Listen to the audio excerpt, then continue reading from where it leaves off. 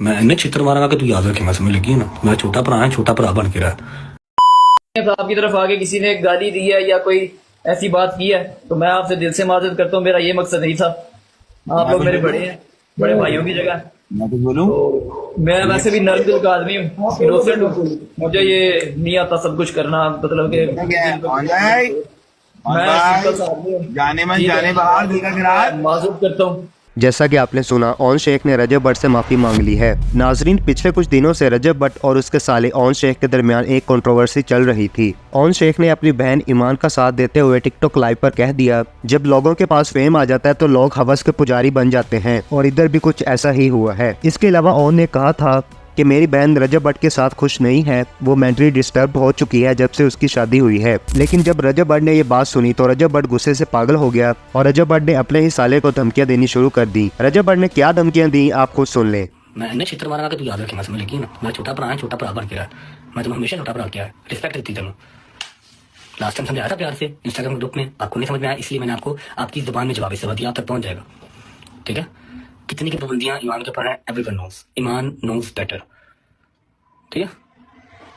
मुझे दुख हुआ है, इसलिए मैंने ये मैसेज किया आपको वो पॉडकास्ट दो इतने आपको वो बुरे लगे कि आपने फौरन उनका जवाब देने आप आगे कि हाँ जी हमने दिया है या नहीं दिया, वो हमारा मसला है। ये भी बताओ कि मैंने एक मैसेज तक नहीं किया, 1 महीना हो गया मेरे भाई को फरार हुए ना मुल्क से, 1 महीना हो गया। करोड़ों के साथ उसके खर्चे हैं, वकीलों को अलग और कोर्टों कचहरियों में अलग। समझ लगी? मैंने एक मैसेज नहीं किया कि भैया खैरियत से हैं, फिक्र ना करिएगा, ईमान बिल्कुल ठीक है, हम यहाँ बैठे हुए हैं, अल्लाह पर सब बेहतर करेगा। खुदा का खौफ करो कि मैं बात करनी ही नहीं थी यहाँ पे, लेकिन मैंने कल आपकी देखी कि आप कह रहे हैं उसके पाबंदियां हैं, अब हमको मैनिपुलेट ना करें। एक दफा अपने व्लॉग में आपने अपनी ब्लॉग पे आके ये तो कहा नहीं कि अल्लाह मेरे भाई के लिए आसानियां करे। सौखा नहीं है, जितना कमाना होना ही होटलों से टिकटां से ज़ाया कर देना।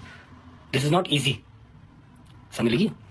एक बात हमारे मुझे से ये तो निकला नहीं आके, एक बात मुझे मैसेज तो किया नहीं ये कि भाई अब टेंशन ना लीजिएगा, ईमान हमारे पास है, बिल्कुल ठीक है। ये तुम्हें बताना बहुत जल्दी याद आ गया कि हाँ भाई वो उन्होंने ये किया था कि इसे कुछ दिया यार। मेरे अपना मसला, मैं जहेज देने वाले भी लानत भेजता हूँ और लेने वाले भी लानत भेजता हूँ। समझ लगी? आपकी अपनी मर्जी होती है, जो बेटी देगा उससे ज्यादा और वो क्या ही देगा। लेकिन उस बात को हम यहाँ पर लेके क्यों आएंगे? अब ईमान कुछ लगे या नहीं लगे, खुदा का खौफ। मेरा और ईमान का जो भी मसला है, जो भी हमारा इशू है, विल सॉर्ट इट आउट। आपको उसको टिकटॉक के ऊपर लेके आने की जरूरत नहीं है। ठीक है? एवरीवन नोस कि उसके ऊपर कोई पाबंदी किसी किस्म की नहीं है। वो शाम में 5 बजे उठे, शाम में 6 बजे उठे, जो मर्जी जिस तरह मर्जी, आधा महीना अपने घर, आधा महीना माँ के घर, कोई मसले नहीं, सब उसके घर है। तू मेरा पुत्र काका देना ना, वो सियाना बन, तेन मिनट भी नहीं लगना है, तेरी लस्सी किस बन जानी है ना। कला कला माँ का पुत्र है मेरी तरह, लेकिन तेरी पसली पार नहीं चुकनी। समझ लगी? तू बोले बड़ा कुछ करना, अरे बहुत अनमोला ने रंग लाने ने, अपनी माँ का ख्याल कर, तुम्हें ना कम्मा च ना पै। ठीक है? घर दी गल्लां कर रहनियां बहुत जरूरी ने। जे इस तो बात मेरी उस घर दी जिथे तू बैठा है, मेरी माँ लुबना बैठी है, मेरी बुढ़ी बैठी है, तो मेरी इस घर की कोई गल एक गल किसी फैन पेज पर गई ना तो मेरे तो बुरा कोई नहीं होगा। समझ लगी? याद रखी। Thank you so much, God bless you. और एट द एंड फिर बात वही है कि मेरा और मेरी बेगम का मसला विल सॉर्ट इट आउट। आप हजारों का रिप्लाई नहीं कर सकते, और आप चिक्कड़ चौधरी या चिक्कड़ जो है ना वो सेलिब्रिटी ना बने। पढ़ने लिखने वाले बच्चे हैं, पढ़ाई लिखाई करें। आप कहाँ टिकटॉक पे आ गए हैं? वो तो हम जैसे गंदे लोग करते हैं, अनपढ़ बैक बेंचेस, हमें करने दें। मुझे एक फैन पेज ने वीडियो भेजी है, सारा कुछ लटरम पटरम की चीज भेजी है। जो आप फैन पेज से बात करते हैं, मेरे ही फैन पेज में उसी मेरे ही अगेंस्ट करंट टुरे हो ना, जरा वो ताटे वास्ती गल नहीं, जिनके मेरे रब लिखा उन्हीं की इज्जत रहनी। मेरी भी बहन है, बहन की आगे बेटी भी है, तो मुझे आइडिया है इस चीज़ का कि तियां वसाइतियाँ किस तरह है। ठीक है? लास्ट मेरी वार्निंग है कि मेरा और मेरी बेगम का मसला है, हम सॉर्ट कर लेंगे जब तक वो मेरी बेगम है। अल्लाह करे कि लैंड रहे, लेकिन आपके लक्षण नहीं रखने वाले, बात याद रखिएगा। ठीक है? आइंदा उसको आपने टिकटॉक के ऊपर नहीं लेके आना, उसकी डिस्कशन आपने जाने करनी। उसकी पहली बर्थडे मेरे घर पे कर रही है, लेकिन तुमने तो मुझे 1 महीना पहले गालियाँ पढ़वा दी ना।